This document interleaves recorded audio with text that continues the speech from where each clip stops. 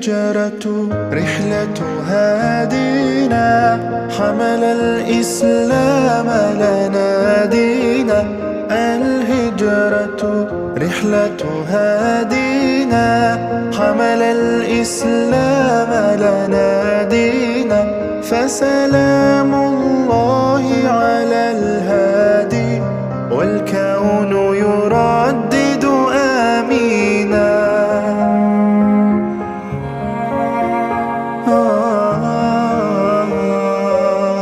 رحل الصديق عن الدار في صحبة خير الأبرار رحل الصديق عن الدار في صحبة خير الأبرار صلوات الله تباركه صلوات ورحمة الله وبركاته.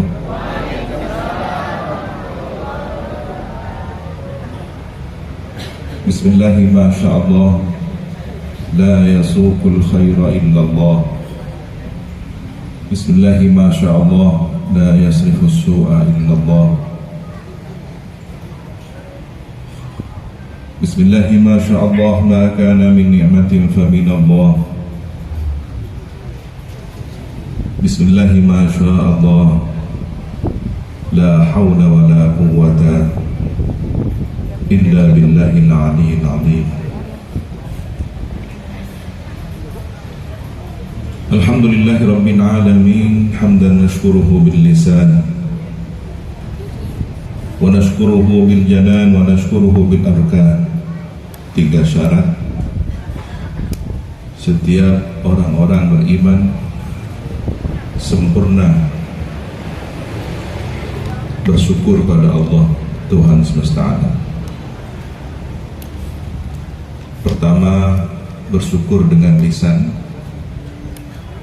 Kedua, bersyukur dengan hati keyakinan.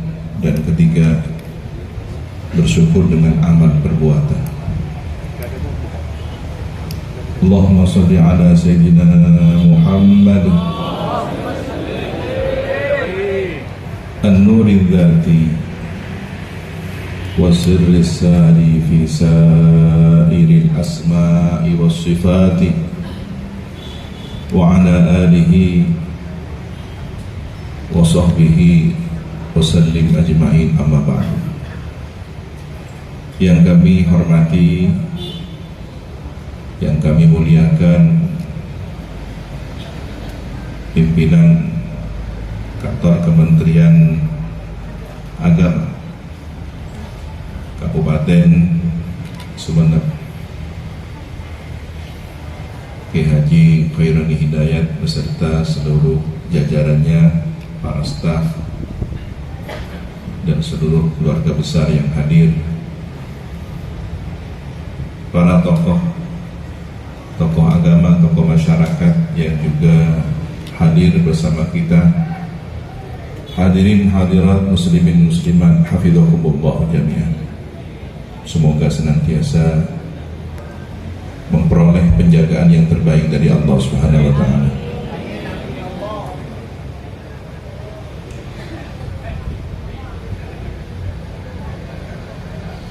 Terinspirasi dari kalimat yang disampaikan oleh Bapak Khaironi Hidayat,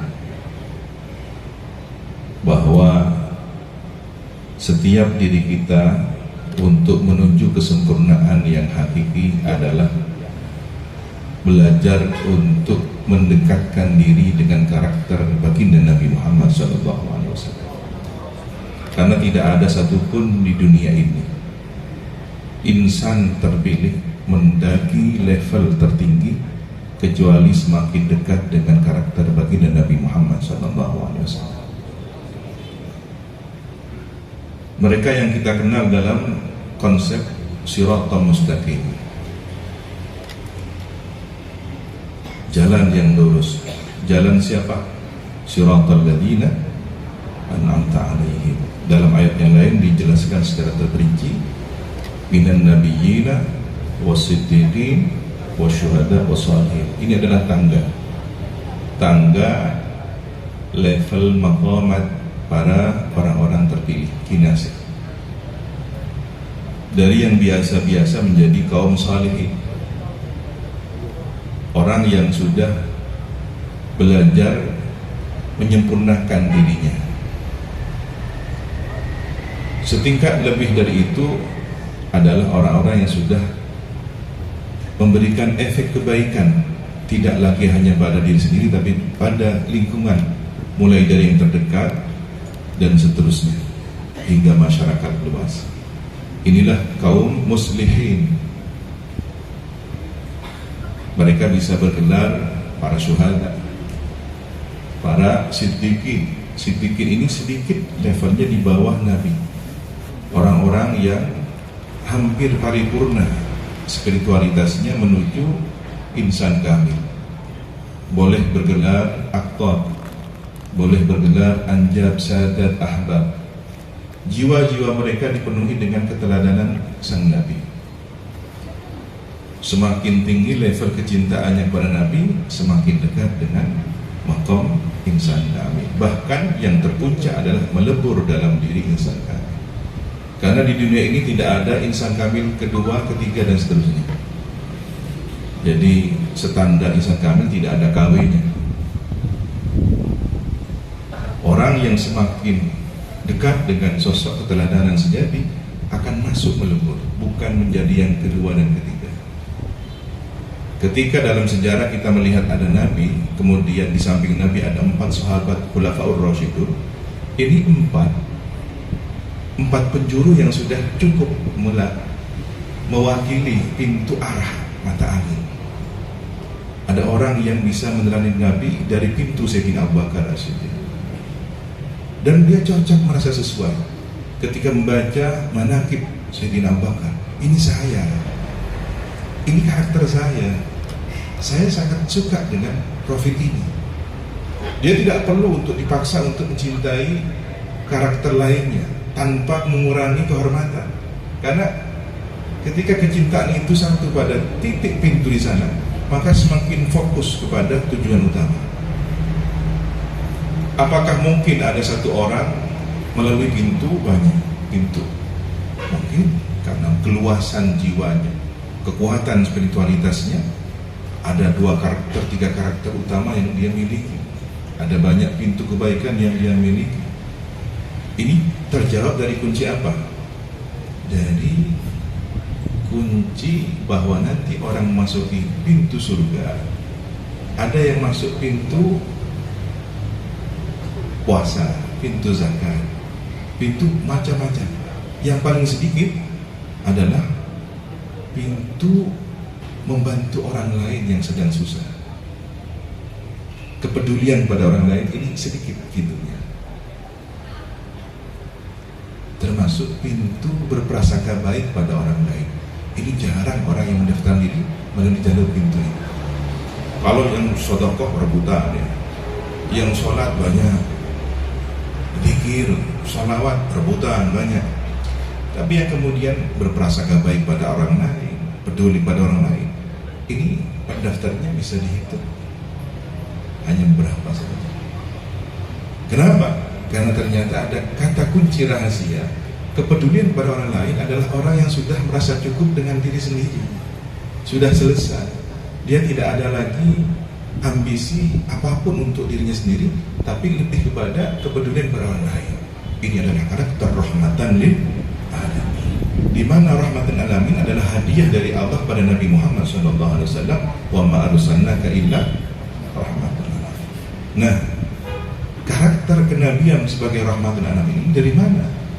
Dari karakter Rabbul Alamin yang mengayomi, mengatur, mengelola alam semesta. Bukankah kita diperintah takhallaqu bi akhlaqillah, berkarakterlah kalian dengan akhlak karakter Allah, bukan menjadi Tuhan, tetapi bagaimana cerminan karakter kebaikan yang ada pada Allah Subhanahu wa taala, Ar-Rahman, Ar-Rahim, Ar-Rauf. Itu implikasinya dalam kehidupan kita sehari-hari, dan itu berat. Bagaimana energi cahaya ketuhanan terserap kepada diri kemanusiaan, harus ada adaptornya. energi besar, kemudian masuk ke alat elektronik yang kapasitasnya kecil. Ini bisa meledak, harus ada adaptor ya gitu, untuk menyesuaikan energi kuat dari sumber energi besarnya menuju yang kecil. Maka ada sosok insan kamil baginda Nabi Muhammad SAW. Nah, ini yang mungkin secara ilmu tasawuf kita kenal dengan konsep Nur Muhammad. Nur, cahaya. Cahaya itu lebih dahsyat dari energi. Nah, untuk kita dikenalkan kepada konsep cahaya ini, lihat bagaimana para pemuja Nabi.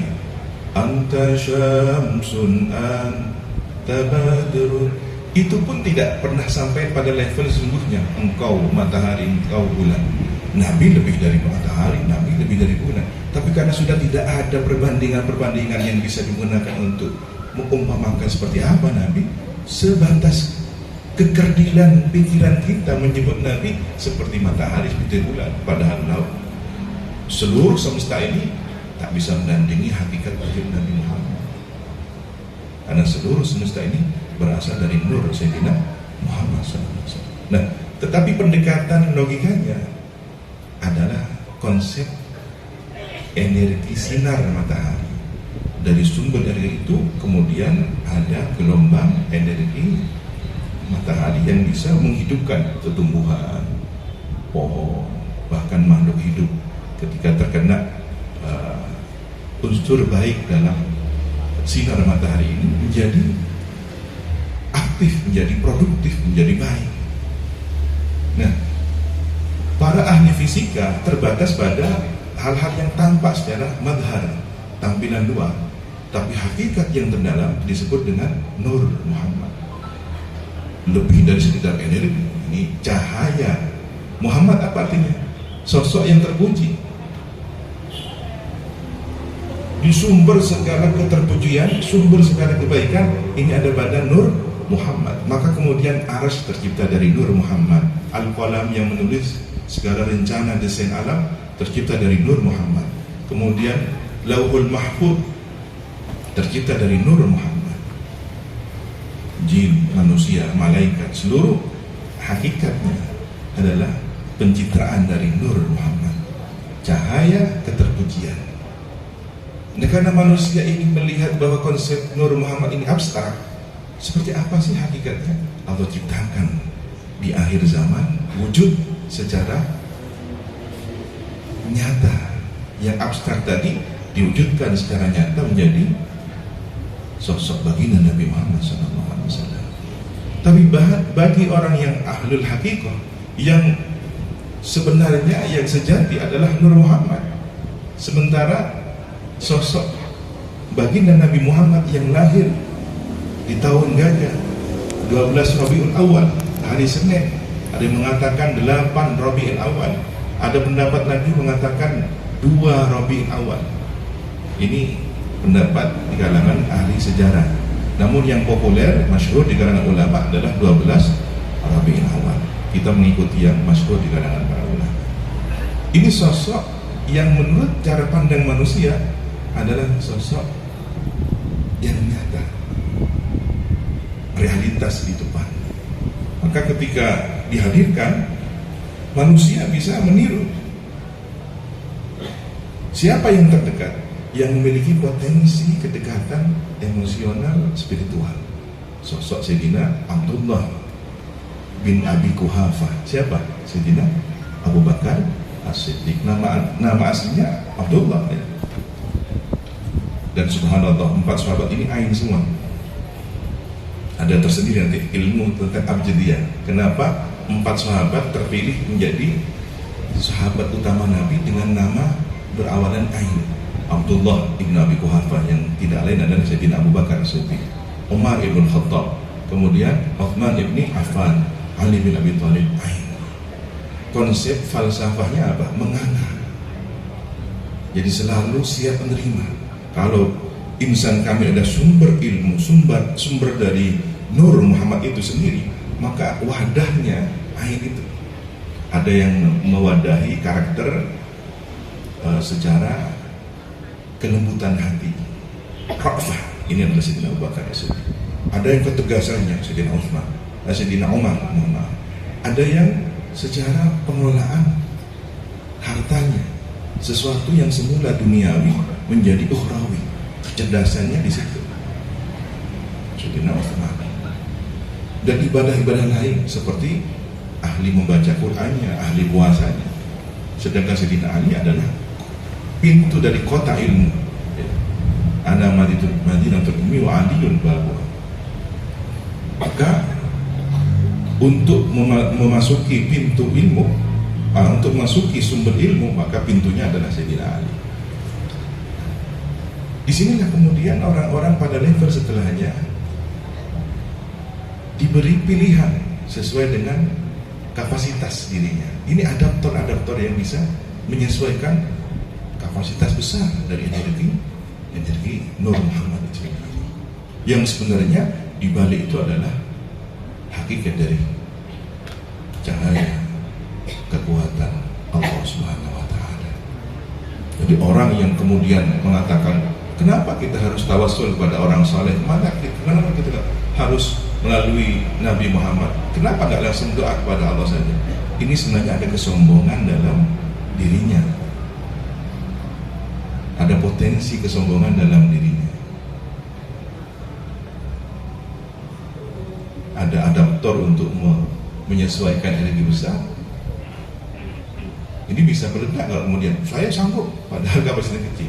Begitu dipasang, bukan jadi sesuatu yang memberikan kebaikan, tapi malah merusak dirinya sendiri. Nah ini kenapa kemudian Fir'aun menjadi tokoh kegelapan, tokoh terburuk dalam sejarah. Padahal salah satu sumber sejarah mengatakan di istana Fir'aun itu tertulis Bismillahirrahmanirrahim. Ini kan aneh. Saya dapat referensi dari Kiai Maimun juga. Jadi istana itu ya mungkin dengan tulisan Mesir kuno ya, Bismillahirrahmanirrahim. Tapi pada akhirnya karena yang menerima Ismullahil A'zam berupa basmalah bukan sosok yang telah mengalami proses adaptor tadi, malah mengaku dirinya ana Rabbul Alamin. Dia salah menerjemahkan itu. Seakan-akan Bismillahirrahmanirrahim adalah dirinya sendiri. Saya Tuhan, bukti saya Tuhan ini, saya bisa menghidupkan, maka orang ini saya izinkan hidup, dan saya bisa matikan, orang ini saya penggal, maka kematian saya tentukan untuk dia. Ini menjadi bahan tertawaan bagi orang yang paham dengan logika kebenaran. Jadi orang-orang yang kemudian terjangkit Fir'aunisme adalah salah mengadaptasi atau menerima energi kekuatan Rabbul Alamin. Tidak melalui adaptor rahmatan lil alamin, tidak melalui adaptor insan kamil. Nah inilah kemudian setiap diri kita harus mengikuti keteladanan sosok baginda Nabi Muhammad SAW. La yu'minu ahadukum hatta yakuna hawahu tab'an lima jitu bihi. Tidak sempurna iman kalian sehingga keinginan hasrat diri kalian itu mengikuti kepada apa yang aku bawa, aku ajarkan. Ai bernorok berkus dengan Nabi. Lihat orang-orang yang sudah pada level ini, doanya pun doa pilihan, doa yang disenangi oleh Nabi. Dalam satu riwayat disebutkan bahwa doa yang paling disenangi oleh Allah, ya tentu pasti disenangi oleh Nabi, adalah doa yang memikirkan umat Nabi Muhammad. Konsepnya sederhana, bagaimana? Allahumma arham ummata Muhammadin. Jadi kalau pakai doa ini mengundang cintanya Allah, mengundang cintanya Nabi. Kenapa? Karena doa yang paling disenangi, diridhoi. Sudah merasa selesai dengan diri sendiri dan luas jiwanya, luas dadanya untuk menampung orang lain. Kepedulian yang menjadi semesta. Kalau bahasa Madura mungkin nyaker, arwah dengan nyaker, seperti samudra. Nah, orang-orang semacam ini yang memiliki level tertinggi dalam catatan sejarah ada seseorang yang diberi kuasa al-wilayah, kewalian, salah satu dari 5 pemilik wilayah penjuru, 5 benua. Jadi ada 5 benua besar yang diberi kepada 5 orang-orang pilihan, orang-orang kinasi. Salah satunya adalah Imam Ahmad Ar-Rifai. Beliau hidup di tahun sekitar 1100-an, sedangkan Imam Al-Haddad baru 1400-an atau lebih. Nah, doa yang dilantunkan, dimunajatkan oleh Imam Ahmad Ar-Rifai ini menjadi doa yang menginspirasi. Dari mana sumbernya? Dari sumber insan kamil tadi, bahwa doa Nabi tentang umat, Allah marah umat Muhammad, kepedulian Nabi kepada umat menjelang akhir hayatnya apa? Ummati, ummati, ummati. Kalau kita masih mungkin urusan anak, urusan cucu, urusan keluarga, ya, urusan suami, urusan istri. Kadang-kadang istrinya pun yang berapa? Nah, ini yang kita pikirkan masih pada level apa? Subjektivitas kedirian. Tapi rahmatan lil alamin sudah nyaris tidak peduli pada diri sendiri, sudah selesai dengan dirinya sendiri, lebih memikirkan orang lain. Nah, kalau dalam suatu instansi ada karakter-karakter yang berakhlak seperti insan kamil ini, tentu dalam cakupan semesta instansi itu ada semesta keluarga, ada semesta lembaga, ada semesta sekolah, ada semesta bernama instansi kantor kementerian misalkan, ada semesta kampung, RT, RW ataupun jabatan publik lainnya. Itu wilayah yang Allah berikan. Kita tidak harus peduli berambisi seperti apa semesta kita, tapi apa yang Allah berikan sebagai tanggung jawab hidup kita, itu semesta kita yang Allah hadiahkan. Ini, kamu punya anak, kamu punya istri, itu semestamu, bentuk semestamu itu. Jadikan dirimu memiliki kepedulian kepada semesta terkecilmu. Dirimu sudah harus selesai dengan diri sendiri, anakmu, istri. Nah, sementara kan karakter negatif seorang lelaki, ya, masih subjektivitas kediriannya. Yang penting sudah ada kopi, ada rokok, sudah. Tapi kalau seorang istri masih mikir rokok, kopinya suami, makanannya suami dan anak, kadang-kadang lupa untuk dirinya sendiri. Nah, ini potensi-potensi yang secara umum terjadi dalam semesta keluarga. Tentu ada banyak perbedaan yang kadang-kadang bergeser menurut situasi zamannya. Ada satu candaan ya, dan itu mungkin realitasnya kita temukan. Ada 3 wanita ditanya, siapakah yang pertama kali Anda ingat setelah bangun tidur? Ada yang menjawab anaknya, ada yang menjawab suaminya, ada yang menjawab HP-nya kan gitu. Kemudian ada laki-laki yang berpenampilan sebagai Pak Babin. Kalau sampai Pak Babin, saya ingat istri. Bangun tidur saya ingat istri. Kenapa? Karena HP saya ada di istri. Nah, ini kan candaan yang sekarang real kita temukan dalam kita. Kira-kira bangun tidur pedulikah kepada keluarga? Ya Allah, doakan diri sendiri dulu. Logisnya begitu, Rabbil firli. Baru orang tua, wali walidayya, walil mu'minina wal mu'minat, ya, wali ashabil huquqi alayya. Itu logis, urutan begitu logis. Dan saya menemukan sosok itu nyata, hidup sehingga hari ini sudah 106 tahun. Qubabah Syarifah Anisa di Pontianak. Dia punya 10 putra. Jadi untuk putra putrinya 2 rakaat. Allahu Akbar untuk anak yang pertama, Allahu Akbar untuk anak yang kedua. Allah, berapa rakaat itu? Kalau 10, 2 rakaat kali 10 tiap malam. Kemudian doa, Satu-satu sebutkan, anak pertama sampai anak terakhir. Kemudian cucunya disebutkan. Kalau punya cicit disebutkan lagi. Dari jam 2 malam sampai adzan subuh baru selesai. Jadi sudah cukup dengan dirinya. Selain itu sibuk Quran, hatam Quran, yang nyaris tidak bisa dipahami bagaimana cara menghatamkannya sehari sampai 5 kali. Kalau usia beliau 60 tahun saja, itu sudah berapa ratus hataman Quran. Dan ini hampir sebanding atau bahkan mungkin melalui dengan level yang diraih oleh gurunya Imam Syafi'i, seorang wanita mulia dari Ahlul Bait Rasulullah, Siti Nafisah. Imam Syafi'i punya guru perempuan, ulama perempuan yang menginspirasi fatwa-fatwa beliau adalah Sayyidatun Nafisah, ada di Mesir sana. Dan alhamdulillah Al-Faqih Labak sempat berziarah ke makam beliau. Ada satu lorong yang itu aromanya bukan aroma parfum, sesuatu yang lain, pasti harum wangi di situ. Di ruang lain biasa-biasa saja, tapi lorong itu lorong yang istimewa.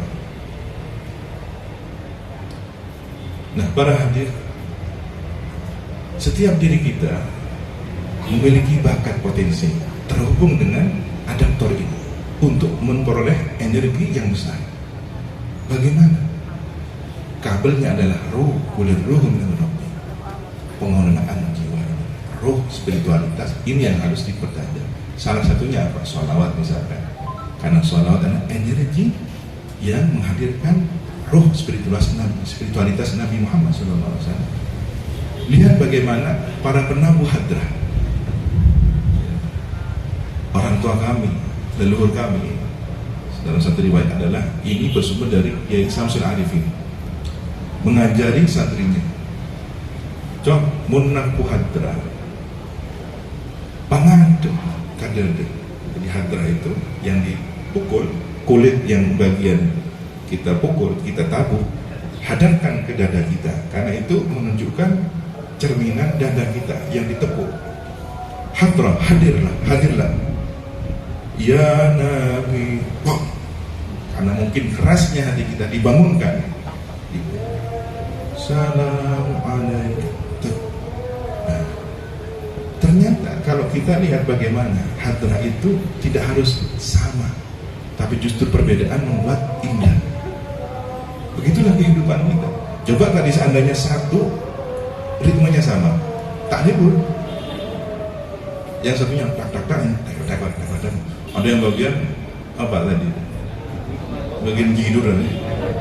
Sehingga terdengar mozaiknya indah. Maka perbedaan itu sunnatullah. Tapi yang dilaknat dan yang mendapatkan ancaman kemurkaan adalah perpecahan. Sayyidina Abu Bakar tidak pernah sama karakternya dengan Sayyidina Umar. Sayyidina Umar tidak pernah sama karakternya dengan Utsman. Begitu juga Sayyidina Ali dan seluruh sahabat.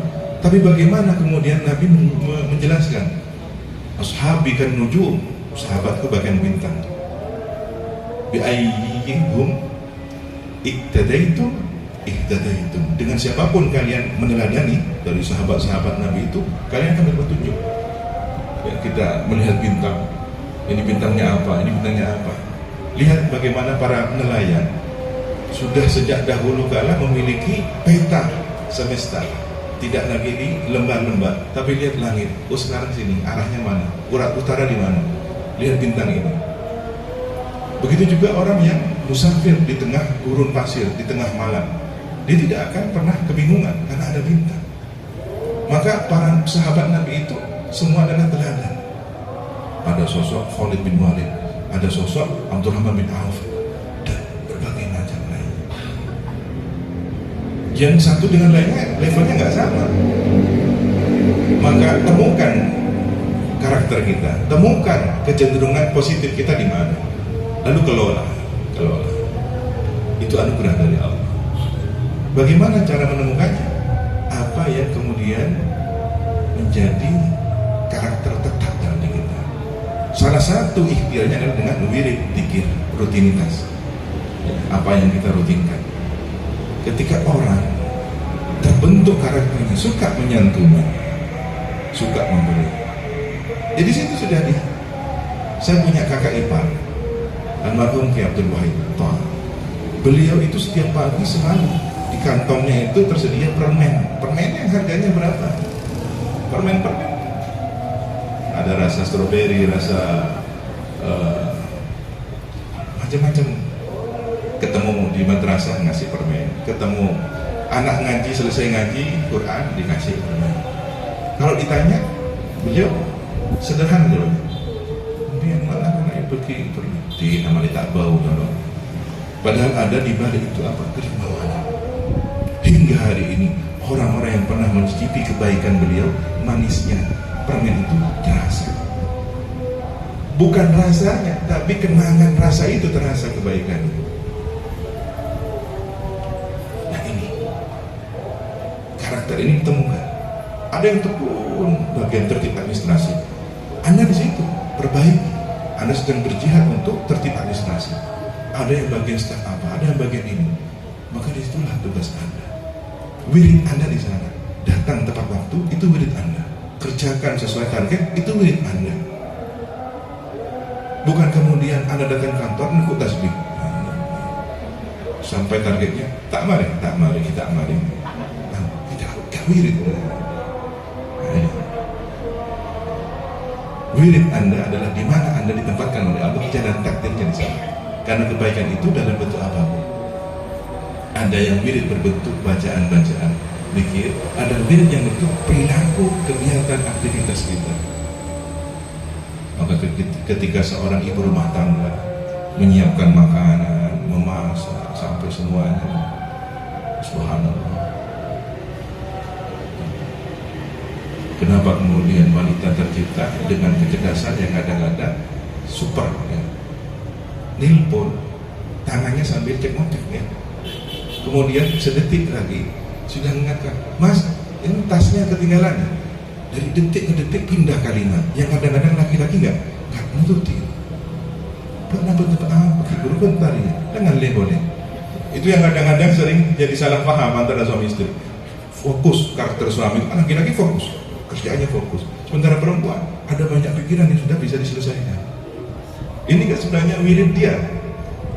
Tugasnya laki-laki fokus dengan pekerjaan. Tugas wanita ada banyak pekerjaan bisa diselesaikan dalam satu waktu. Berbagi. Dan tugas kita menjaga adil.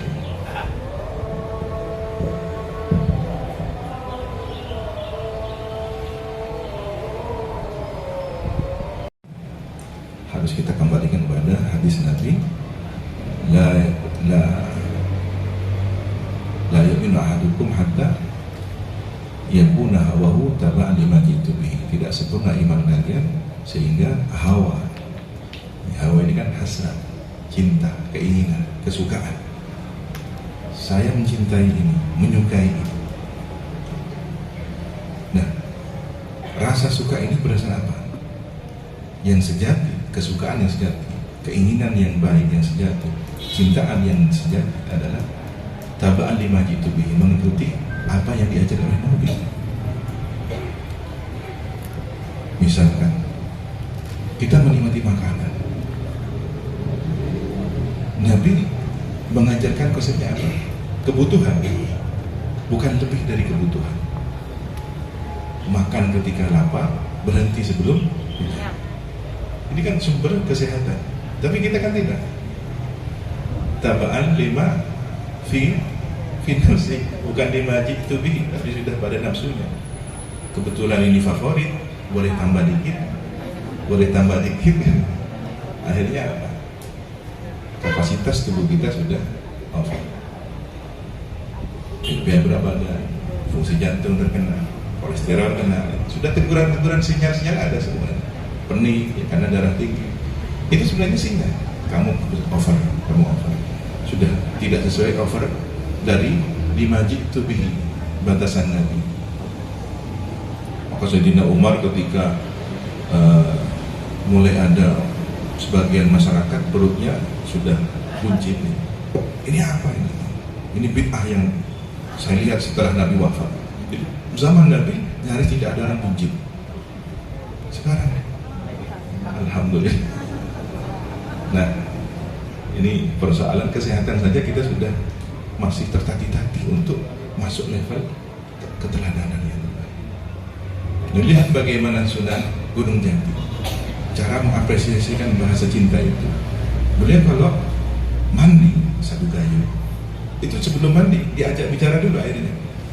Banyu, saya mau mempergunakan kamu untuk taharah, bersih karena Allah, bersih karena Rasulullah, bersih karena mensucikan hati, bersih karena di sini adalah la ilaha illallah Muhammadur Rasulullah.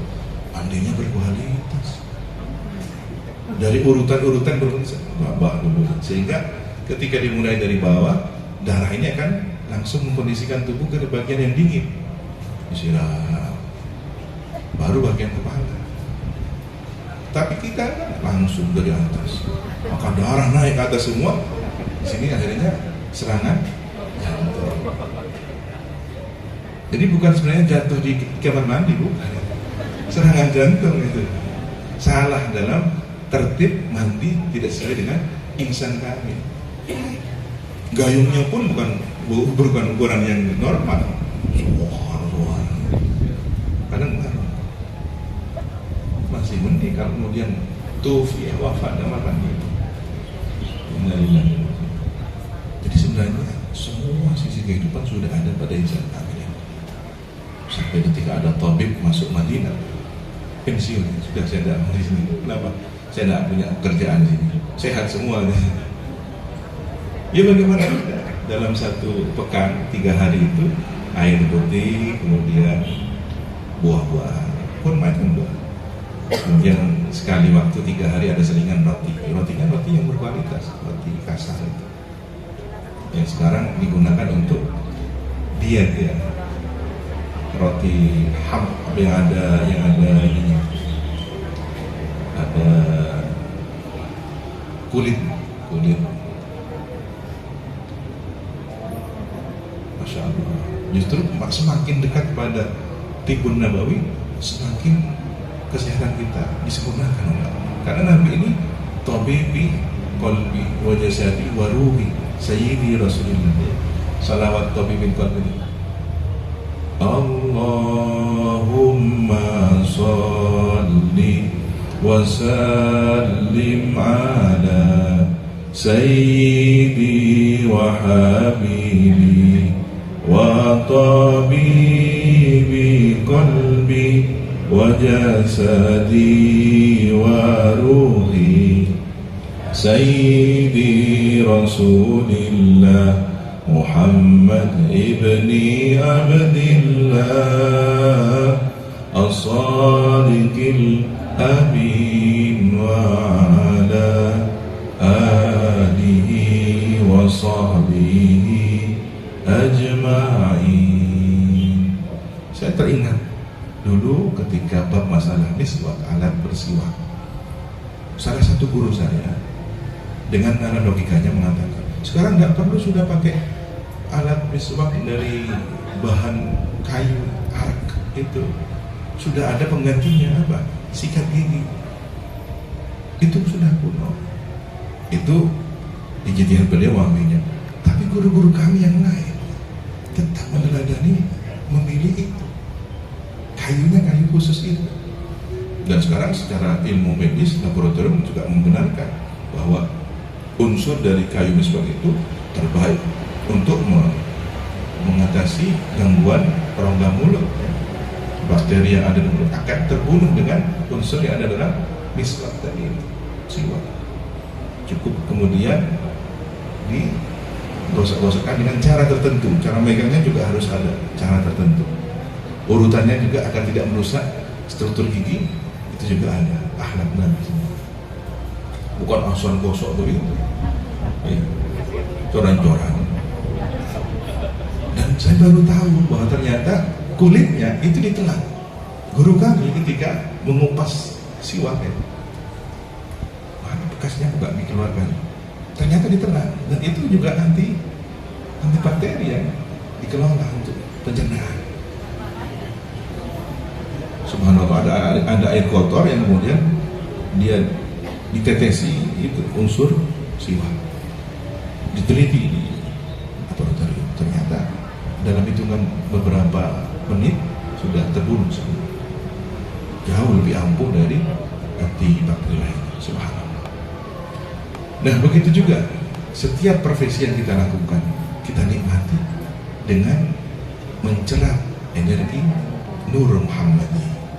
Anda mau jadi petani, nikmati dengan mencintai profesi tani, sehingga kualitas cara menanamnya juga bagus karena dijiwai, disayang. Dari prosedur pengolahan tanah yang terbaik, tidak menggunakan pupuk yang berbahaya, dan menghasilkan panen yang terbaik. Apapun profesi Anda, di situ ada kebaikan. Bahkan boleh jadi ada orang yang sudah mampu mencerap nur Sayyidina Muhammad menjadi orang yang menurut pandangan sosial dianggap biasa-biasa saja. Jangan dikira seorang penambal ban adalah orang yang sudah mampu mencerap nur Muhammad. Kenapa? Karena dia telah membantu orang lain lancar perjalanannya. Coba pikir, berapa orang beresiko kecelakaan ketika banyak meledos, tapi dibantu dengan bagian tukang tambal organisir, ditambal, diperbaiki. Maka dia sebenarnya sedang memperbaiki perjalanan hidup seseorang. Jangan disepelekan orang semacamnya. Bagaimana kalau kemudian orang ini punya jiwa besar, dengan doa-doa besar dia menambah setiap roda kehidupan orang-orang lain. Ya Allah, si fulan, ya Allah. Saya pernah dapat cerita langsung dari guru saya, Sayyid Ahmad Al-Maliki. Beliau masih remaja, diajak ayahandanya Sayyid Muhammad ke satu kampung di Mekah.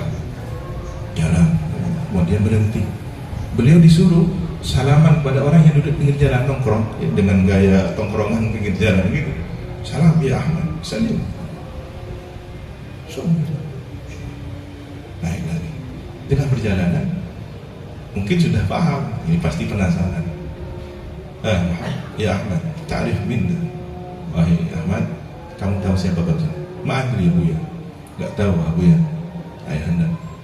Itu adalah wali Allah yang Allah tugaskan di kampung itu. Doanya orang ini makmur.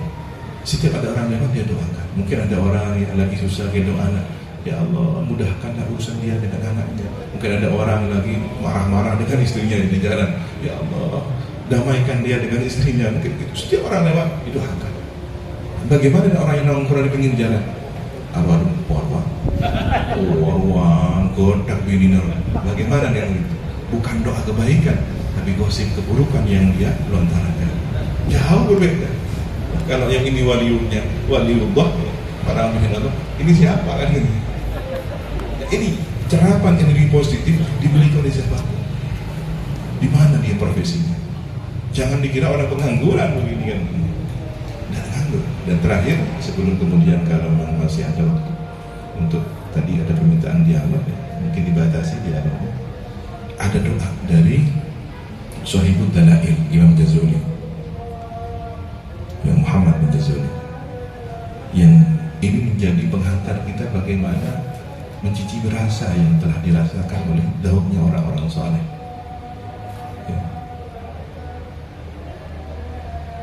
Waj'alna min khairil musallina wa musallimina alaihi. Ya Allah, jadikanlah kami dari orang-orang terbaik yang mengirimkan salawat dan salam, yang menghaturkan salawat dan salam kepada Nabi. Wa min khairil muqarrabina minhu. Jadikanlah kami orang yang terbaik terdekat kepada beliau. Wal waridina alaihi, yang datang menjumpai beliau. Jadi nanti di surga, di menjelang pintu surga, ada telaga ya, orang-orang terpilih mendapatkan seteguk demi seteguk dari tuangan air telaga Nabi, langsung dari telapak tangan Nabi. Wa farrihna bihi fi 'arsatil qiyamah. Bahagianya kami kelak di hari kiamat. Waj'alhu lana dalilan ila jannatin na'im.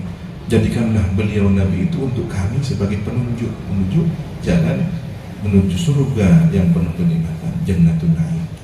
Bila mu'natin wala masyaqqah, tanpa kesukaran, kesulitan, wala munaqashah, tanpa perdebatan, perhitungan aman.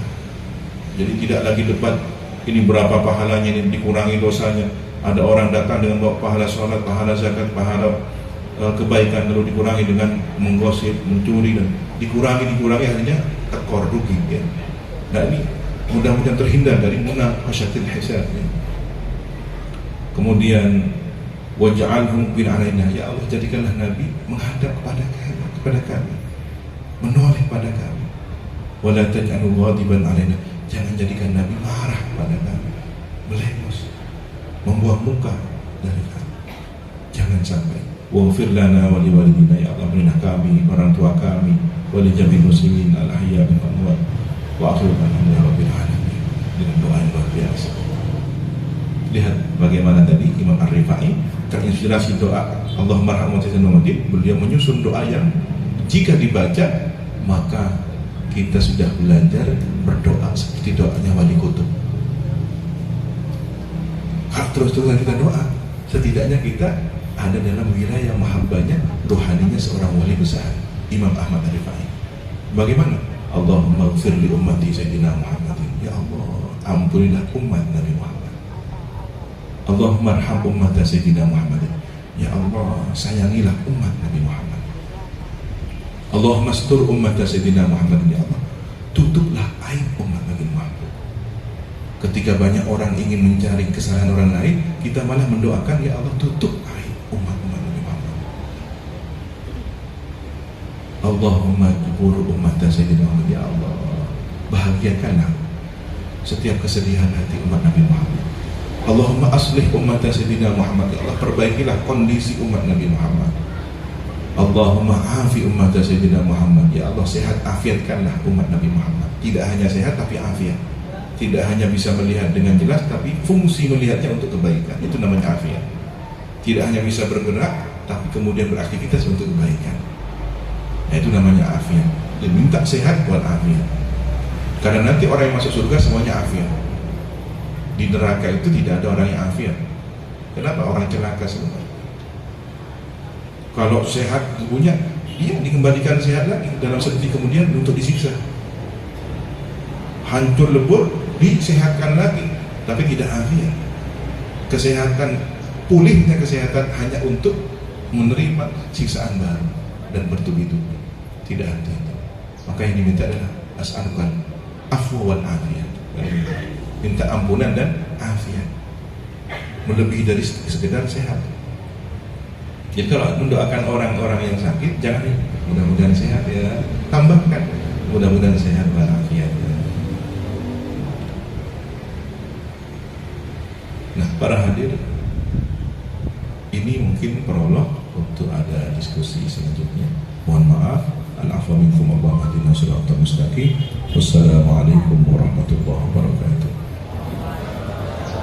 Membatasi usia Nabi secara fisik, ya kita perlu melengkapi referensi kita. Jadi 63 tahun itu tugas fisik Nabi. Tapi usia Nabi masih terus berjalan, karena kewafatan Nabi adalah perpindahan menuju kehidupan hayatan barzakhiyatan kamilah, kehidupan alam barzakh yang sempurna. Kalau bahasa guru-guru kami, kaum munwadi ramate, pada benkernes keluar dari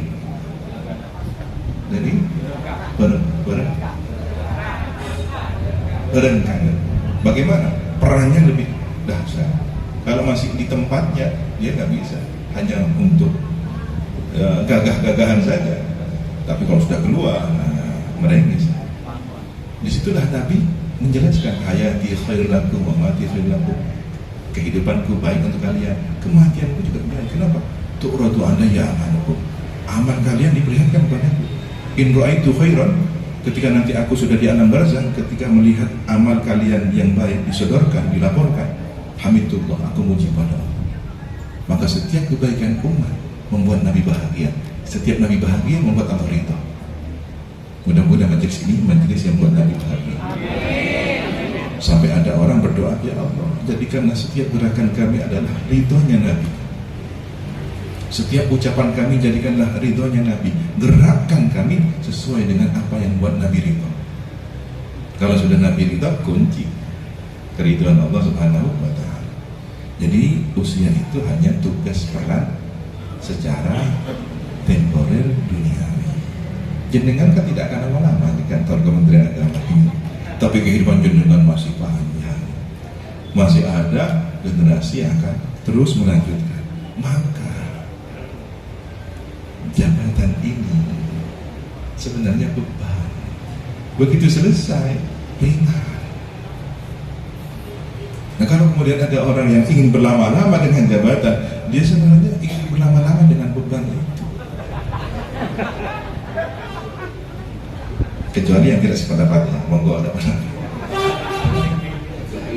Nah, jadi Nabi ini usianya kapan? Sejak alam semesta, karena beliau pertama kali makhluk yang diciptakan, Nur Muhammad, jauh sebelum Arash, jauh sebelum Lauhul Mahfuz, jauh sebelum Al-Qalam. Bahkan Al-Qalam itu adalah Nabi sendiri dalam wujudnya.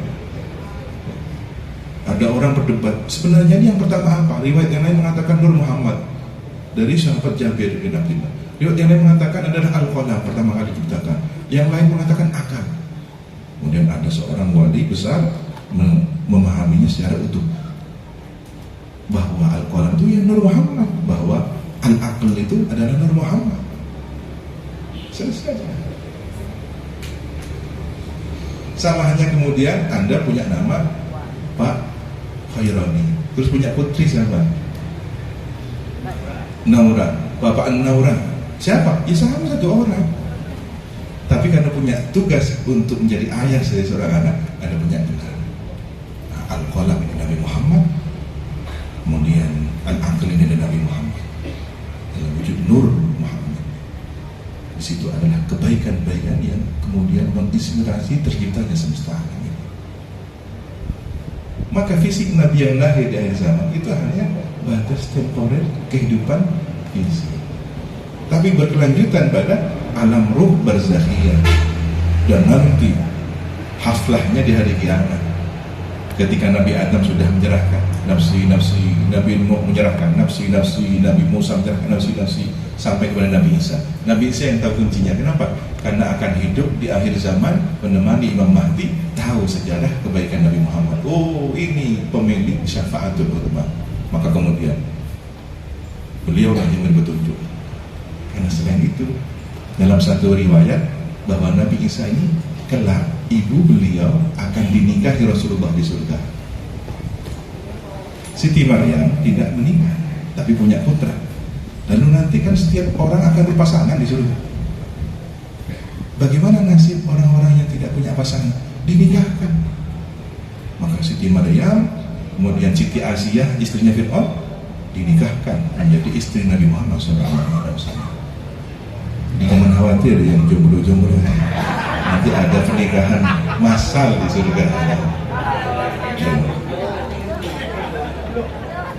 Tapi saya belum menemukan referensi.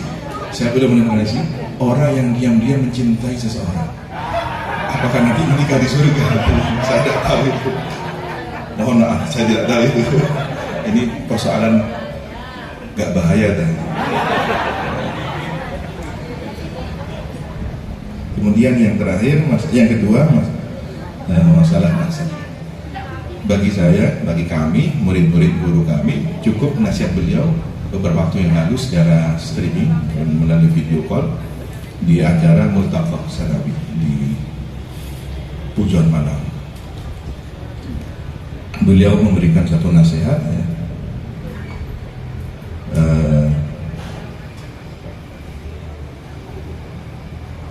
bahwa hindari perbedaan yang membuat Allah tidak ridha, membuat Rasulullah tidak ridha dalam persoalan politik, persoalan nasab, persoalan urusan dunia ini. Dan saya mengamati bahwa ini memang skenario, karena kami melihat ada satu manuskrip yang terhubung dengan masa lalu. Dulu kolonial Belanda bekerja sama dengan feodal. Apakah perlu disebutkan? Tidak perlu mungkin, ini resiko, gak bahaya kan?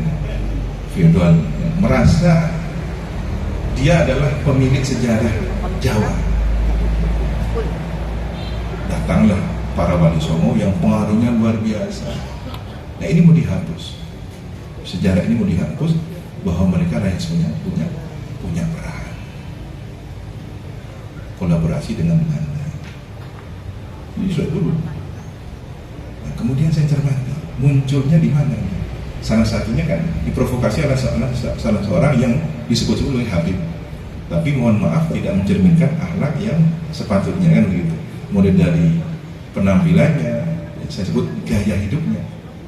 Jadi mohon maaf, saya berbeda dengan jenengan. Jadi kalau Nabi bukan gaya hidup, perilaku hidup. Nah, kenapa? Karena konotasinya kalau gaya hidup itu kan, wah, gaya hidup. Tapi kebutuhan hidup biasanya positif. Tapi kalau sudah gaya hidup, lebih dari sebatas kebutuhan. Yang mahal itu kan apa? Gaya hidup. Kalau kebutuhan hidup kan murah, murah. Ya, makan roti apa sih? Alias singkong itu kan cukup sudah. Tapi kenapa harus pakai yang bermerek? Ya, karena gaya hidup kan gitu. Nah, ini kembali kepada nasab. Ada yang memancing-mancing untuk kemudian meletupkan persoalan ini. Saya tidak tahu dari mana akarnya, tapi sudah lama, jauh sebelum yang terbesar, sekitar 15 tahun yang silam, saya sudah mengikuti letupan itu. Ada semacam kebanggaan pada satu komunitas, pada satu fam tertentu yang kemudian cenderung merendahkan yang lain. Itu menjadi tajam. Padahal di luar Indonesia tidak seperti itu. Jadi kalau sudah mereka membuktikan secara nasab, ini welcome, ahlan wa sahlan, selesai. Tapi di Indonesia ada yang sudah kadung termanjakan oleh masyarakat ketika kelompok lain yang juga memiliki potensi untuk termanjakan ini naik ratingnya dengan bukti-bukti manuskrip bahwa dia juga punya nasab. Di sini ada pengingkaran fakta. Tapi sejak itu juga sebelumnya tadi ada manuskrip yang menunjukkan ada permainan kolonial yang ditanam meracunnya sejak abad-abad silam, sejak zaman Sunan Giri. Dan ini manuskrip yang ditemukan manuskrip Bali Lombok. Sampai kemudian penulis manuskrip ini menunjukkan, mari kembali kepada nasihat Sunan Giri, mari kita pegang kuat Sunan Giri. Kenapa? Karena waktu itu simbol agama setelah Sunan Bonang, setelah Sunan Ampel, sebagai Sunan Giri, yang kemudian wilayahnya sampai meluas ke Fak-Fak, ke daerah Ambon, Ternate. Itu semua wilayah dakwah Sunan Giri. Bahkan Sunan Giri ini selain medan magnet dakwah, ya, beliau juga dikukuhkan semacam kerajaan yang kemudian identik dengan antara ulama dan umara, tapi tidak benar-benar mengukuhkan dirinya sebagai keraton, ya. Tapi karena sistem yang terbangun, beliau adalah tokoh spiritual yang membawahi seluruh wilayah-wilayah di timur, maka sampai pada wilayah kebijakan pemerintahan. Kalau sekali fatwa, termasuk manuskrip yang ditemukan adalah tahlil yang sudah direkomendasi oleh Sunan Giri. Tahlil yang sekarang yang kita baca itu ternyata dari salah satu perjuangan dakwah Sunan Giri. Kenapa kok seragam? Kok mirip, hampir sama, ya? Mulai dari bacaan Fatihahnya, kemudian Kulhu, Al-Falaq, An-Nas, kemudian Alif Lam Mim, Al-Baqarah itu, ayat kursi, akhir dari semuanya. Nah, rawannya masalah nasab ini sampai ada sebagian orang tidak mau baca Ratibul Haddad. Kenapa? Sudah antipati dengan Bahlawi. Saya ini fanatik Wali Songo, karena yang Wali Songo ini lebih benar-benar pribumi begitu. Sedangkan yang dari nasab Ba'alawi adalah penjajah. Nah, gitu. Ya tadi sisa-sisa itu, sisa-sisa dari isu yang ditanam. Apakah memang ada hukumnya? Saya tidak mau mengatakan itu. Tapi berapa data menyebutkan bahwa ada oknumnya. Ada oknum dari kalangan itu yang kemudian berpihak pada kolonial Belanda. Sebagaimana ada oknum dari para tokoh pribumi yang juga berpihak kepada Belanda. Saya pikir sama. Ini oknum, ini oknum. Nah, ketika sama-sama oknum, kenapa kita ribut-ribut dengan orang ini? Sudah pakai doa asgidil zalimin bil zalimin saja sudah. Kita akhrijna min bainihim salimin. Mudah-mudahan kita keluar selamat. Itu aja saudara yang kita baca. Sibuk dengan sendirinya, tidak ada faedah. Anfaedah kan? Tidak ada. Habis umur. Bayangkan kalau seorang pimpinan kantor Kementerian Agama ngurusi masalah nasab. Oh, kacau ini. Iya. Terus yang paling terasa apa? Ini kotor. Kita ngikuti itu kotor sih. Seudon ini, seudon itu, ya kan? Sampai yang terburuk apa? Mau baca amalan yang dinisbatkan kepada Ba'alawi sudah mulai terasa hambar. Padahal kita amalannya semuanya dari Ba'alawi. Hizbus Syakor, Hizbun Nasr, Ba'alawi semua. Dan kalau terbukti bahwa Wali Songo punya intisab juga ke Ba'alawi, mau apa? Kan gitu. Misalkan salah satu dari 9 wali itu ternyata memang benar Abdul Khan yang kemudian sambungannya ke Abdul Malik Khan sampai kepada Amul Fakih. Kalau itu benar, terus mau bicara apa? Kan gitu.